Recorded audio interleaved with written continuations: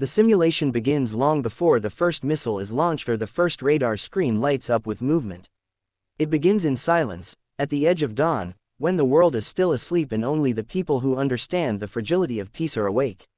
In this ultra-realistic scenario, the conflict between Israel and Iran is not triggered by a single event but by a sequence of escalating signals passed through satellites, intelligence reports, intercepted communications, and shifting troop movements.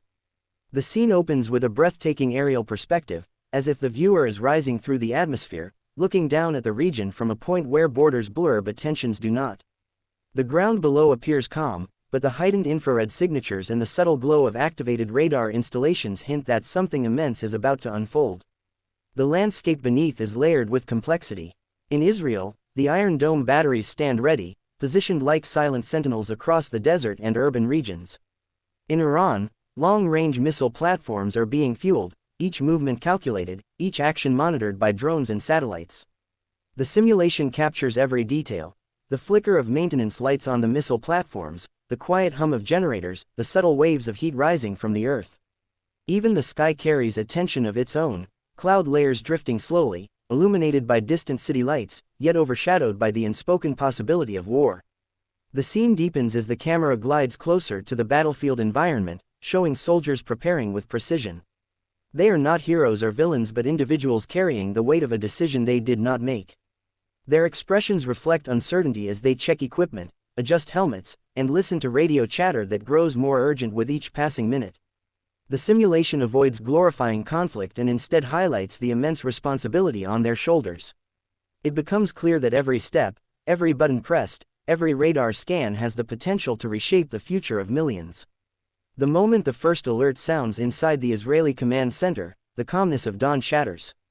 Screens illuminate with vivid trajectories and warning lights, each one signaling a threat potentially coming from hundreds of kilometers away. Analysts rush to verify the authenticity of the signatures, comparing satellite feeds, infrared data, and seismic readings. The simulation captures this in striking detail: finger movements across holographic maps, operators zooming in on suspicious thermal patterns, commanders giving rapid but controlled directives. Their voices remain steady, but their eyes reveal the gravity of the responsibility before them.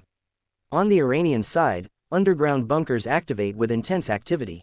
Technicians cross-reference intelligence, confirm missile readiness, and prepare for possible retaliatory or defensive operations. Even in the depths of hidden command facilities, the tension feels palpable. The simulation creates an environment where every action feels deliberate, every second feels like it carries the weight of irreversible consequences.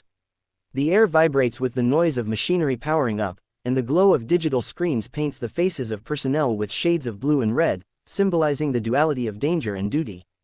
As the clock reaches the breaking point, the first missile launch becomes imminent. The simulation deliberately slows down time, allowing viewers to witness the ignition of engines with extraordinary clarity. Flames erupt from beneath the missile platform, bright enough to illuminate the surrounding desert. The dust swirls, the shockwave ripples, and the ground trembles.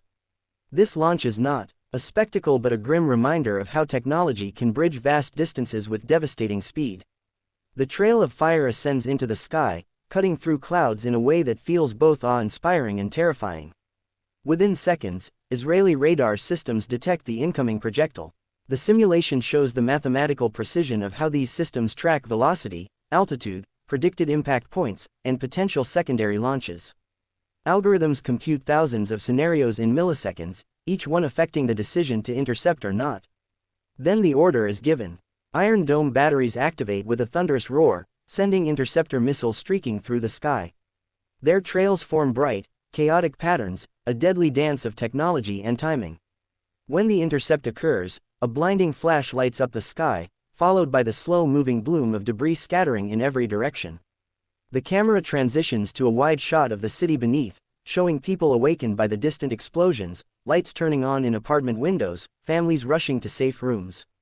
The simulation does not focus solely on the battlefield, it focuses on the human impact. The fear, confusion, and helplessness of civilians remind viewers that war is not confined to military bases. The rumble echoes across neighborhoods, shaking glass windows and car alarms into a chaotic chorus. In this moment, the sky becomes a battlefield, but the ground remains a fragile world where ordinary people carry the cost of decisions made far above them. As more missiles are launched from multiple directions, the scene grows increasingly chaotic. Drones swarm the skies, collecting real-time data, while digital screens in command centers overflow with tactical information. The simulation integrates advanced AI-based predictions, showing how each side anticipates the other's strategy.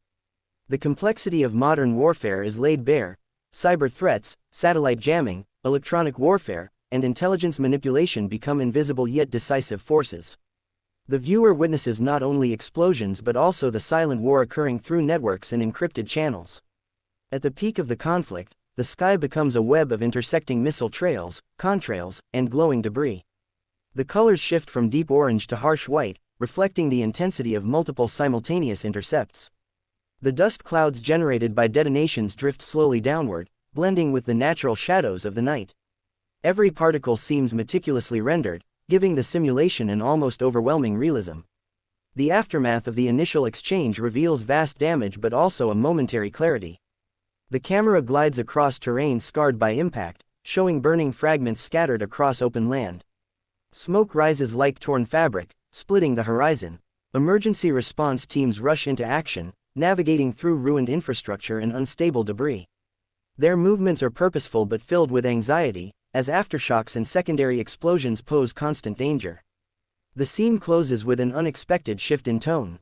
The camera rises once again into the sky, distancing itself from the destruction.